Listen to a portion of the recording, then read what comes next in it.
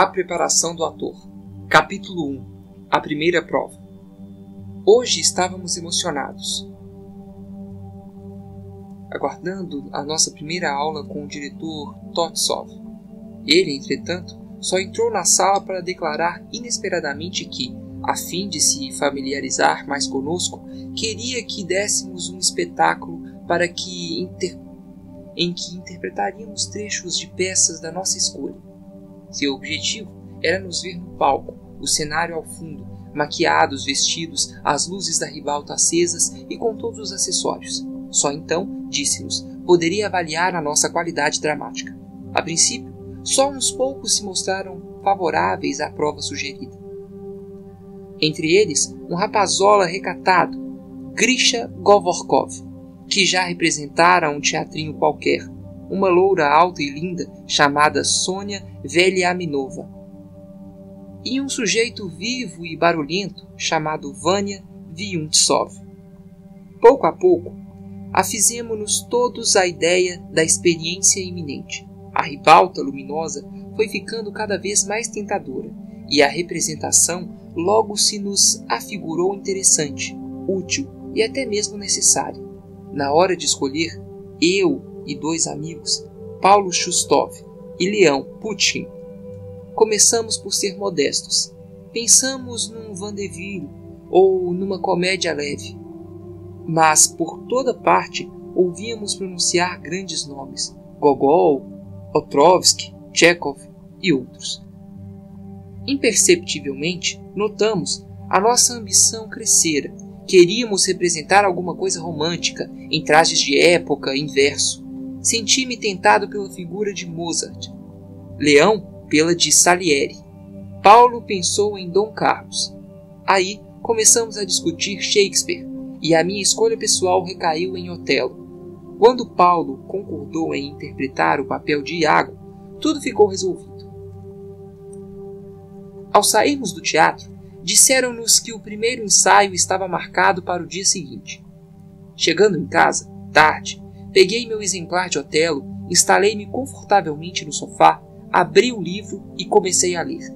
Mal terminada a segunda página, senti-me tomado pelo desejo de atuar. Sem querer, minhas mãos, meus braços, minhas pernas, meu rosto, meus músculos faciais e qualquer coisa dentro de mim, tudo se pôs a mexer. Declamei o texto. Descobri de repente uma grande espátula de marfim. Metia na cintura, feito um punhal. Minha toalha de banho felpuda serviu de branco albornoz. Com os meus lençóis e cobertores, fiz uma espécie de camisa e de túnica. Fiz meu guarda-chuva de cimitarra. Mas ainda faltava o escudo. Ocorreu-me então que, na sala de jantar, anexa ao meu quarto, havia uma grande bandeja. De escudo em punho, senti-me um legítimo guerreiro, mas meu aspecto geral era modesto e civilizado, ao passo que Otelo, de origem africana, devia ter uma sugestão qualquer de vida primitiva, algo de um tigre talvez. Para evocar, sugerir e fixar o andar de animal, comecei toda uma espécie de exercícios. Tive a impressão de que muitos desses momentos deram um ótimo resultado. Eu trabalhara quase 5 horas sem ver o tempo passar. Isto me pareceu uma prova de que a minha inspiração era real. 2. Acordei muito mais tarde do que de costume. Vesti-me voando e disparei para o teatro.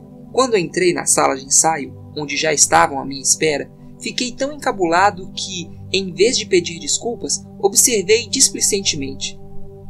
Parece que estou um pouquinho atrasado. Rachmanov, o assistente de direção, lançou-me um demorado olhar de reprovação e disse, afinal: aqui ficamos nós, sentados, à espera, enervados, irritados, e parece que estou um pouquinho atrasado. Nós todos chegamos aqui cheios de entusiasmos pelo trabalho que nos aguardava, e agora, graças ao Senhor, todo esse ânimo destruiu-se. É difícil despertar a vontade criadora. Matá-la é facílimo. Quando interfiro no meu próprio trabalho, isso é comigo. Mas que direito tenho eu de atrasar o trabalho de uma equipe inteira? O ator, como soldado, deve submeter-se a uma disciplina férrea. Por essa primeira infração, Rachmaninoff disse que se limitaria a passar-me uma reprimenda, sem registrá-la no dossiê de alunos. Mas eu teria de pedir desculpa a todos, imediatamente, e de obrigar-me no futuro a chegar aos ensaios 15 minutos antes da hora determinada. Mesmo depois que pedi desculpas, Rachmaninoff não quis continuar, pois disse que o primeiro ensaio é um acontecimento na vida do artista, que dele deve guardar a melhor impressão possível. Com meu desleixo, estraguei o ensaio de hoje. Esperemos que o de amanhã seja digno de memória. Esta noite, queria deitar-me cedo, porque estava com medo de ir trabalhar no meu papel. Mas dei de olho num bolo de chocolate. Amassei-o com um pouco de manteiga e obtive uma pasta marrom. Fácil foi besuntar com ela o rosto, mudando-me em mouro. Sentado diante do espelho, admirei longo tempo o claro dos meus dentes. Aprendi a exibi-los e também a girar os olhos até o branco surgir. Para explorar minha maquiagem ao máximo, tive de pôr o traje. E, uma vez nele, deu-me vontade de atuar. Mas nada de novo inventei. Repeti apenas o que fizera ontem. E agora parece que não tem mais propósito. Seja lá como for, pensei mesmo que ganhei alguma coisa com a minha ideia do aspecto que Otelo deveria ter. 3. Foi hoje o nosso primeiro ensaio. Cheguei muito antes da hora. O assistente de direção sugeriu que nós mesmos marcássemos as nossas cenas e dispuséssemos os apetrechos. Felizmente, Paulo concordou com tudo que sugeri, pois só se interessa pelos aspectos interiores de Iago. Para mim, o ambiente exterior era importantíssimo. Tinha de recordar-me de meu quarto. Sem esse ambiente, eu não conseguiria recapturar a inspiração. Entretanto, por mais que me esforçasse por me convencer de que estava em meu quarto, meus esforços não me persuadiam, apenas interferiam na minha atuação. Paulo já decorara todo o seu papel, mas eu tinha que procurar as minhas falas no livro, ou então me contentar com aproximações. Para meu espanto, as palavras não me auxiliavam, na verdade atrapalhavam, de modo que eu preferia dispensá-las de todo ou reduzi-las pela metade. Não só as palavras, mas também os pensamentos do poeta me eram estranhos. Até mesmo a ação, como foi delineada, tendia a tolher-me aquela liberdade que sentira com o meu quarto. Pior ainda, não reconhecia a minha própria voz, e depois nem o cenário, nem o plano que eu havia fixado em casa se harmonizavam com a atuação de Paulo. Por exemplo, como é que eu poderia encaixar numa cena relativamente calma entre Otelo e Iago aqueles clarões de dentes e aquelas viradas de olhos que me integrariam no papel?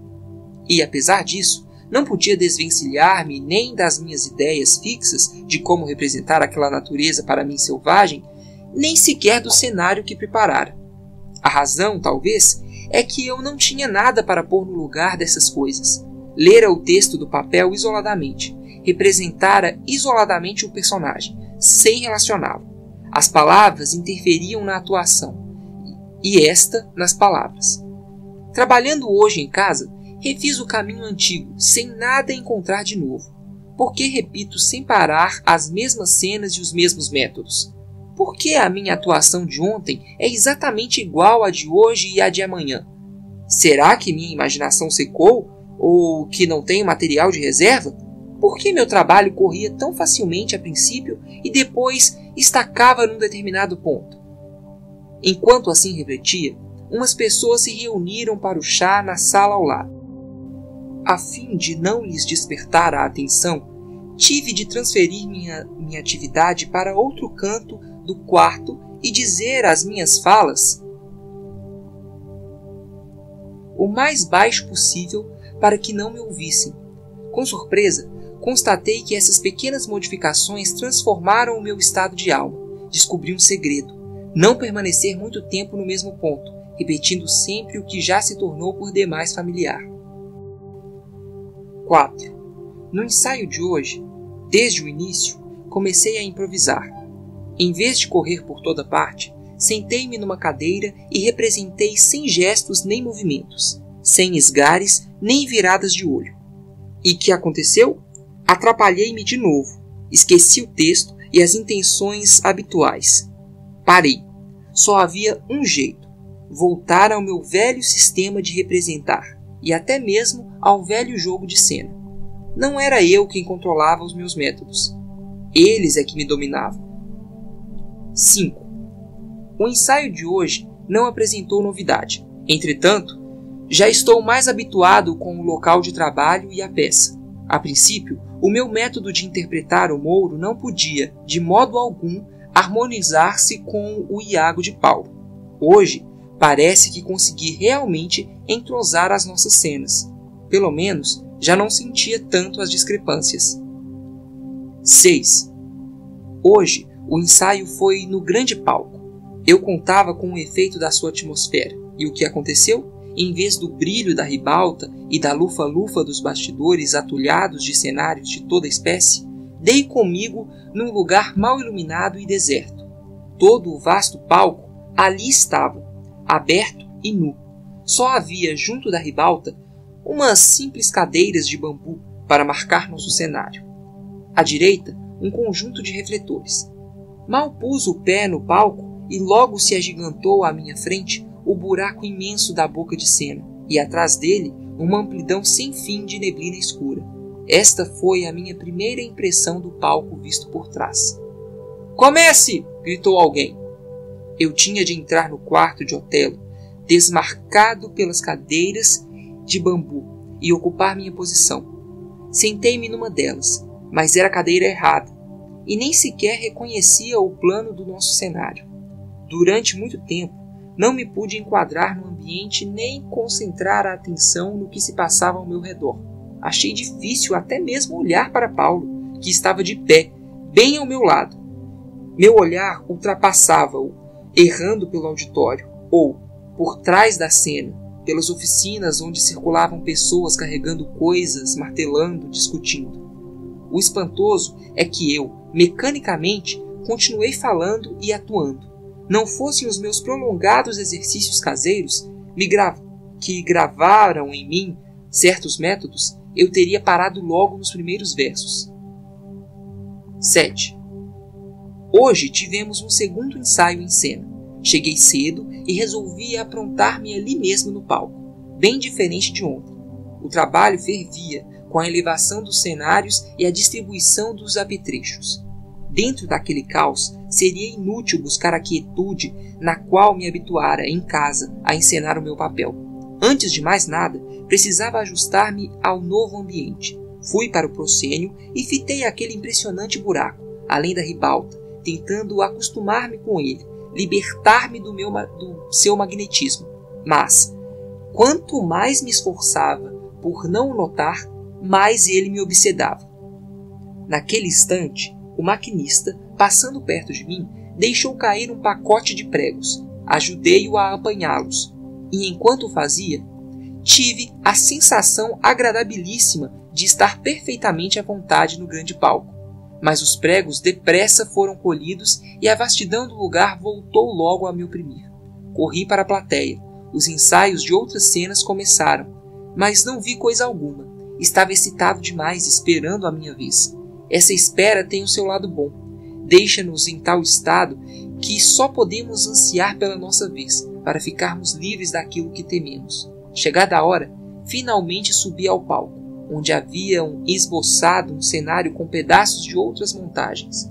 Alguns deles estavam de cabeça para baixo, e o mobiliário era todo disparatado. Apesar disso, o aspecto geral do palco, agora que estava iluminado, era agradável, e eu me sentia à vontade naquela sala, que fora preparada para Otelo. Com grande esforço de imaginação, conseguia reconhecer alguma semelhança com o meu quarto, mas desde o instante em que o pano se ergueu e o auditório surgiu na minha frente, senti-me outra vez sua presa. Ao mesmo tempo, cresceram em mim certas sensações inesperadas e novas. O cenário encerra o ator, isola-o do fundo do palco. Acima dele, há grandes espaços escuros. De cada lado, os bastidores, delineando a sala. Esse semi-isolamento é agradável, mas tem a desvantagem de projetar a atenção sobre o público. Outra novidade é que os meus temores me faziam sentir a obrigação de interessar a plateia. Esse sentimento de obrigação interferia, impedindo-me de atirar-me totalmente ao que fazia. Comecei a sentir-me apressado, tanto no falar como nos gestos. Meus trechos prediletos passavam céleres, como postes telegráficos avistados de um trem. A menor hesitação e uma catástrofe seria inevitável. 8. Tendo de providenciar minha roupa e maquiagem para o ensaio geral, cheguei hoje ao teatro ainda mais cedo do que de costume. Deram-me um bom camarim, além de uma túnica deslumbrante, verdadeira peça de museu, que é usada pelo príncipe de Marrocos em O Mercador de Veneza.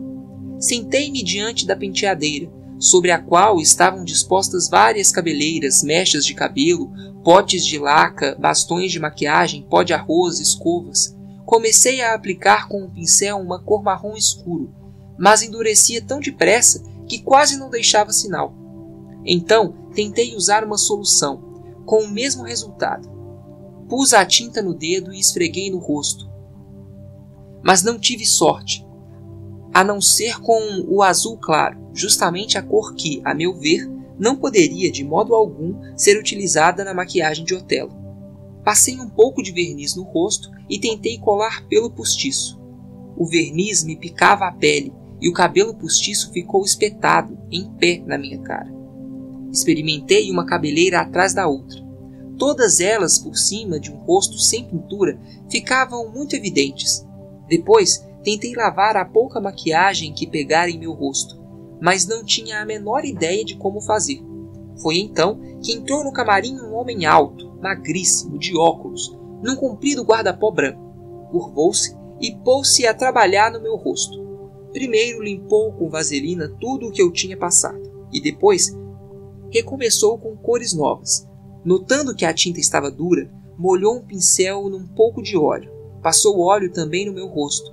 Nessa superfície o pincel podia aplicar as cores com facilidade. Ele, então, cobriu todo o meu rosto com uma sombra fuliginosa, condizente com uma pele de mouro. Senti falta do sombreado mais escuro que o chocolate me dera, pois tornava fulgurantes os meus olhos e os meus dentes. Terminada a maquiagem e já com a minha indumentária, olhei-me no espelho e fiquei encantado com a arte do meu maquiador e também com o efeito total. As anculosidades do corpo e dos braços desapareciam na fluidez das vestes, e os gestos que eu praticara combinavam com o traje. Paulo e alguns outros vieram ao camarim e me cumprimentavam pelo meu aspecto. Seus generosos louvores restituíram-me a confiança antiga. Mas, quando cheguei ao palco, fiquei desnorteado ante as alterações da disposição dos móveis. Tinham afastado uma poltrona de perto da parede até quase o centro da cena, o que não era natural, e a mesa estava perto demais do proscênio. Era como se me exibissem no lugar mais conspícuo de todos. Excitado, pus-me a andar de baixo para cima, prendendo o punhal nas dobras do traje e as minhas facas nas quinas da mobília ou do cenário. Isso, entretanto, não me impediu de dizer automaticamente os meus versos, nem de desenvolver no palco uma incessante atividade. Parecia que, apesar de tudo, eu estava conseguindo chegar ao final da cena, mas quando alcancei o ponto culminante do papel, um pensamento riscou-me o cérebro. Agora eu enguiço. E logo, em pânico, parei de falar. Não sei o que me conduziu a uma exposição automática do meu papel, mas isso me salvou mais uma vez. Eu só tinha uma ideia: acabar o mais depressa possível, tirar a maquiagem e sair do teatro. E aqui estou, em casa, sozinho, na maior das tristezas. Felizmente, Leão veio procurar-me. Vira-me na plateia e queria saber o que eu achava de sua atuação, mas não lhe pude dizer, pois, embora tendo assistido ao seu trecho, eu nada percebera na excitação de esperar pela minha vez. Discorreu com familiaridade sobre a peça e o papel de Otelo. Achei-o sobretudo interessante ao explicar a mágoa, o choque e o assombro do mouro, de que pudesse haver tanta viciosidade na linda forma de Desdémona. Depois que saiu, tentei repassar alguns trechos do papel com a sua interpretação, e quase caí em pranto de tanta pena do Mouro. 9. É hoje o dia da prova de atuação. Pensei que podia prever exatamente o que aconteceria. Senti-me cheio de máxima indiferença até que entrei no meu camarim. Mas, uma vez lá dentro, o coração disparou e eu quase tive um enjoo. No palco, a primeira coisa que me perturbou foi a extraordinária solenidade, o silêncio e a ordem que ali reinava. Passando da escuridão dos bastidores para a plena iluminação da ribalta, das gambiarras, dos refletores, senti que estava cego. O brilho era tão intenso que parecia formar uma cortina de luz entre mim e a plateia. Senti-me protegido contra o público e por um momento respirei livremente, mas os meus olhos logo se habituaram à luz. Pude enxergar no escuro e tanto o temor quanto a atração do público pareceram-me mais fortes do que nunca. Estava disposto a me virar pelo avesso, a dar-lhes tudo o que tinha, e entretanto, dentro de mim, nunca me sentira tão vazio. O esforço para espremer mais emoção do que eu possuía e a incapacidade de fazer o impossível encheram-me de um temor que petrificava minhas mãos e meu rosto. Todas as minhas forças se gastavam em esforços infrutíferos e inaturais. Minha garganta contraiu-se. Todos os meus sons pareciam subir para uma nota aguda. Minhas mãos, meus pés, meus gestos, minha fala tornaram-se todos violentos. Senti vergonha de cada palavra, de cada gesto. Chorei, cerrei os punhos e me apertei contra o espaldar da poltrona. Estava fracassando, e na minha impotência a raiva de súbito me dominou. Arremessei o verso célebre. Sangue, Iago, sangue! Senti nessas palavras todo o ultraje à alma de um homem confiante. A interpretação dada por Leão a Otelo subiu-me de repente à memória e despertou-me a emoção. Além disso, parecia quase que os ouvintes, por um instante, se haviam inclinado, tensos, e que um murmúrio percorria a plateia. Assim que senti essa aprovação, uma espécie de energia referveu em mim. Não posso lembrar-me de como terminei a cena, porque a ribalta e o buraco negro desapareceram do meu consciente e eu fiquei livre de qualquer temor. Recordo-me de que Paulo, a princípio, ficou atônito com a mudança em mim. Depois, ela o contagiou e ele se pôs a atuar com abandono. O pano baixou, ouviram-se aplausos da plateia e eu me senti cheio de confiança em mim mesmo.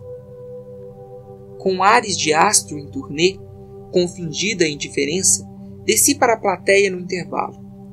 Escolhi um lugar de onde podia ser visto facilmente pelo diretor e seu assistente, e sentei-me na expectativa de que me chamariam para tecer-me comentários elogiosos. A ribalta iluminou-se, o pano se abriu, e imediatamente uma das alunas, Maria Maloletikova, desceu voando uma escada.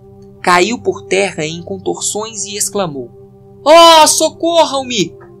De um tal modo que me enreguelou o coração. Depois ergueu-se e disse alguns versos, mas tão depressa que era impossível entendê-los. Em seguida, no meio de uma palavra, como se houvesse esquecido o papel, deteve-se, cobriu o rosto com as mãos e precipitou-se para os bastidores. Pouco depois baixaram o pano, mas nos meus ouvidos eu ainda escutava aquele grito. Uma entrada, uma palavra e o sentimento se transmite. O diretor pareceu-me. Estava eletrizado. Mas não tinha eu também feito a mesma coisa com aquela única frase? Sangue, Iago, sangue! Quando tive a plateia inteira ao meu poder?